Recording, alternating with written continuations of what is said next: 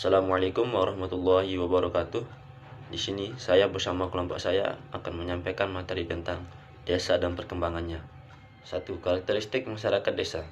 Secara umum, dalam kehidupan masyarakat dapat dilihat dari beberapa karakteristik yang dimiliki, sebagaimana dijelaskan oleh Rocheck dan Warren dalam Japta tahun 1995, yaitu A. Mereka memiliki sifat yang homogeni dalam hal mata pencarian, nilai-nilai budaya, sikap, dan tingkah laku. B. Kehidupan di desa lebih menekankan keterlibatan anggota keluarga dalam kegiatan pertanian untuk memenuhi kebutuhan ekonomi rumah tangga. Keluarga juga berperan sebagai pengambil keputusan yang final untuk memecahkan masalah. C. Faktor geografis sangat berpengaruh terhadap kehidupan bermasyarakat. Misalnya, adanya keterikatan anggota masyarakat dengan tanah atau desa kelahirannya. D. Hubungan sesama anggota keluarga masyarakat lebih intim dan jumlah anak pada keluarga inti lebih banyak. Apa yang saya sampaikan tadi tidak berlaku di semua desa, karena bisa saja salah satu atau beberapa ciri sudah tidak ada lagi, akibat terjadinya perkembangan dalam masyarakat desa itu sendiri. Selanjutnya, Roger juga mengemukakan hal yang hampir sama tentang masyarakat desa, namun ia lebih menjelaskan dari segi petani, yaitu pertama, adanya rasa ketidakpercayaan timbal balik antara petani dengan yang lain. Hal ini bisa terjadi karena untuk memenuhi kebutuhan hidup sesama anggota komunitas saling berebut untuk mendapatkan sumber-sumber ekonomi yang terbatas. Yang kedua, pandangan sempit di kalangan petani. Pandangan yang sempit menyebabkan kesempatan untuk maju selalu terbatas. Hal ini dapat dilihat dari ungkapan-ungkapan masyarakat yang memiliki latar budaya yang berbeda. Yang ketiga yaitu ketergantungan dan curiga terhadap pemerintah. Hubungan antara petani dengan pemerintah cenderung kurang harmonis bila pemerintah memperlihatkan gaya kepemimpinan yang otoriter. Yang keempat yaitu familisme. Adanya rasa kekeluargaan dan keakraban di antara orang-orang yang memiliki tali kekerabatan.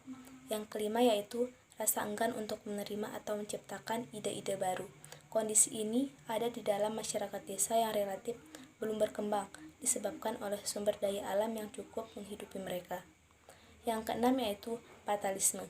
Sikap ini tercermin pada pandangan seseorang yang menganggap bahwa keberhasilan bukanlah hasil kerja keras seseorang, tetapi berada di luar dirinya atau supernatural. Yang ketujuh yaitu keinginan yang sangat rendah untuk menggapai masa depan dalam masyarakat desa, terutama mereka yang rentan terhadap kemiskinan. Cenderung ditemukan keinginan yang sangat rendah baik di bidang pendidikan maupun jenis pekerjaan lain, terutama anak-anak dan wanita. Yang selanjutnya yaitu kekurangan atau ketiadaan sifat untuk dapat mengekang diri untuk mengorbankan kenikmatan sekarang demi pencapaian keuntungan yang lebih besar di masa depan. Keadaan ini disebabkan karena petani selalu diliputi oleh situasi yang tidak menentu akibat tergantungnya mereka dengan alam. Misalnya nelayan. Bila mendapatkan hasil yang berlebih, mereka cenderung membeli barang kebutuhan rumah tangga seperti elektronik untuk dinikmati dalam semusim. Bila musim berikutnya kurang beruntung, apa yang telah dibelinya akan dijual kembali dengan harga yang lebih murah. Yang terakhir yaitu pandangan yang terbatas dengan dunia luar. Hal ini diketahui pada kemampuan masyarakat tersebut dalam menyerap sesuatu yang datang dari luar. Misalnya pesan-pesan pembangunan yang disampaikan, apakah dapat diterima, dipahami, dan dipraktekkan oleh masyarakat tersebut. Memiliki derajat empati yang rendah. Rendahnya empati yang disebabkan oleh jarak sosiopsikologis maupun pengetahuan yang terbatas dari masyarakat lain yang lebih maju. Dari beberapa kecenderungan karakteristik yang telah saya sampaikan, itu dikemukakan secara umum. Namun tidak semua kecenderungan ini ada pada setiap masyarakat desa, sebab tergantung pada seberapa jauh tingkat perubahan atau kemajuan yang telah dicapai oleh masyarakat desa tersebut. Saya akan melanjutkan penjelasan mengenai tipologi desa dan perkembangan masyarakat desa. Desa adalah pengelompokan atau penggolongan-penggolongan mengenai keadaan ekonomis, keadaan fisiologis, keadaan geografis, keadaan sosiologis, dan keadaan ekologis yang berada di suatu desa yang bersifat khas, perubahan dan perkembangan suatu desa, di mana kita dapat mengetahui atau dapat mengelompokkan tipologi desa ini dilihat dari beberapa segi. Yang pertama itu kita dapat melihat tipologi atau penggolongan-penggolongan desa dilihat dari segi kebutuhan pokok atau untuk memenuhi kebutuhan sehari-hari.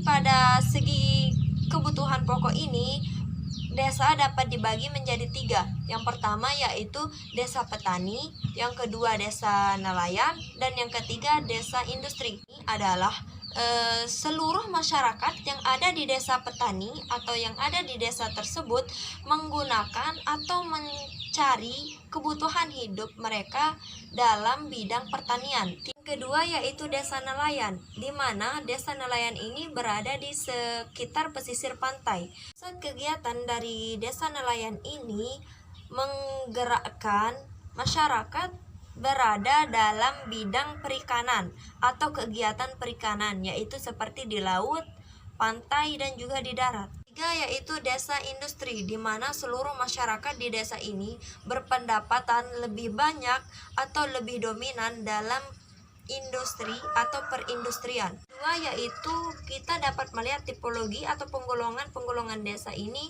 dari segi pemikiran. Segi pemikiran ini terdapat beberapa desa atau dikelompokkan beberapa desa. Yang pertama yaitu farm village type. Seluruh masyarakat pada desa ini berkegiatan atau hidup bersama dengan sawah mereka atau lahan-lahan pertanian mereka. Itu nebulous farm village type, di mana seluruh masyarakat pada tipe desa ini keluar untuk mencari atau keluar bersama dengan sawah dan lahan-lahan pertanian mereka. Ketiga yaitu arid isolated farm village type, yaitu seluruh masyarakat yang ada di desa ini berada di jalan bersama dengan sawah-sawah mereka yang berdekatan dengan penjualan, yaitu firm isolated farm village type, di mana seluruh masyarakat ini berdiam diri bersama dengan sawah dan ladang-ladang mereka. Yaitu tipologi desa dari segi perkembangan masyarakat. Yang pertama adalah desa tradisional, yang kedua adalah desa swadaya, yang ketiga adalah desa swakarya, dan yang keempat adalah desa swasembada. Tradisional yaitu di mana seluruh kehidupan masyarakat pada desa ini masih berpegang teguh pada tradisional atau dalam segi teknologi dan usaha pertanian masih dalam keadaan tradisional.